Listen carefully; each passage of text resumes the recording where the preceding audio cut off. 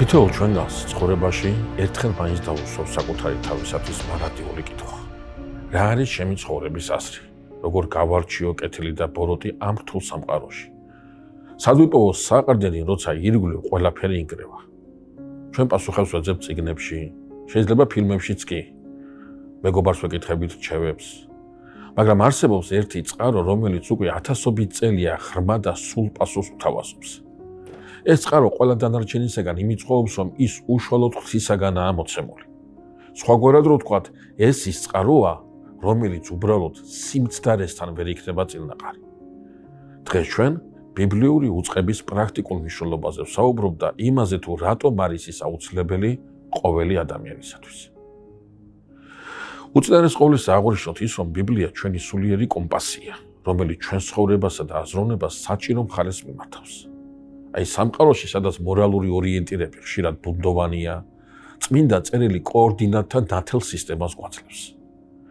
მოსესათვის მიცემული მცნებები, ასევე ოქროს წესი თქვათ, როგორც თქვენ გსურთ გექცეოდენ კაცნით, თქვენც ასევე მოეკეცით მათ, ჩვენი მაცხოვრის მიერ მოცემული იგავები, ეს ყველაფერი არა უბრალოდ ძველი ტექსტებია, არამედ ცხოვრებისა და აზროვნების გამსაცვლელი ორიენტირებია. ეს პრაქტიკული სახელმძღვანელოა ჩვენი მოქმედებებისათვის. ის გვასწავლის თანაგრძნობას, პატიოსნებას, მიტევებას და პასუხისგებლობას. ბიბლიური უწყების ცოდნა გვეხმარება მივიღოთ სწორი გადაწყვეტილებები ოჯახში, სამსახურში, გარშემო მყოფებთან ურთიერთობებში. ეს ის საძირკველია, რომელზეც შეიძლება აშენდეს ძლიერი პიროვნება და ჯანსაღი საზოგადოება. ბიბლიური უწყებით მოცემული გზა მარადიული სიხარულისკენაა მიმართული. გარდა ამისა, უნდა აღვნიშნოთ ისიც, რომ ბიბლიური უწყება პასუხობს ადამიანის ფუნდამენტალურ სულიერ მოთხოვნილებას. ბიბლია ეს არა წესების კრებული, არამედ ღმერთისა და ადამიანის ურთიერთობის უწყვეტი ისტორიაა. ის მოგვითხრობს, საიდან მოვედით, რაშია ჩვენი დანიშნულება და საით უნდა წავიდეთ იმისათვის, რომ მოვიპოვოთ ყველასათვის სანუკვარი რამ, მარადიული სიხარული. აი მარადიულ სიხარულს ბიბლიაში ღმერთთან ერთობა ჰქვია. ბიბლიური უწყება ყველაზე მძიმე დროსაც კი იმედს გვაძლევს. ის გვეუბნება, რომ ტანჯვა არ არის გზის დასასრული.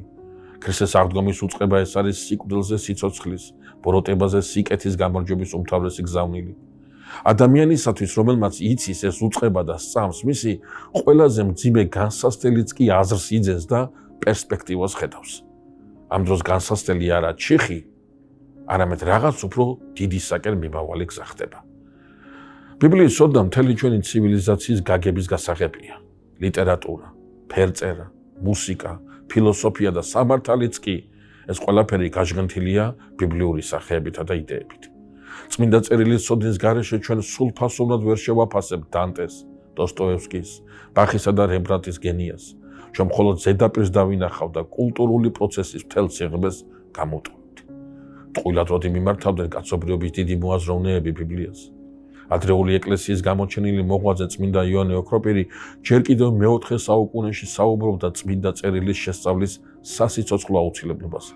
იგი წერდა: წერილის არცოდნისაგან წარმოსდგა ურიცხვი უბედურება. აქედან აღმოცენდა ერესების დიდი სენი, აქედანაა მიტოვებული ცხოვრება, ამაო შრომა. რადგან როგორც ამ სინათლეს მოკლებული ვერ დადიან გამართულად, ასევე ისინიც, ვინც საღვთო წერილის სხივს არ უმზერენ, ბევრჯერ და ხშირად სოდავენ, რადგან ჭეშმარიტად უღრმეს წყვლიანში დადიან. წმინდა იოანე ოქროპირის სიტყვები დღესაც აქტუალურია. ბიბლიის არცოდნა სიბნელეა, რომელსაც შესწობებამდე და დაცემამდე მიმყავართ.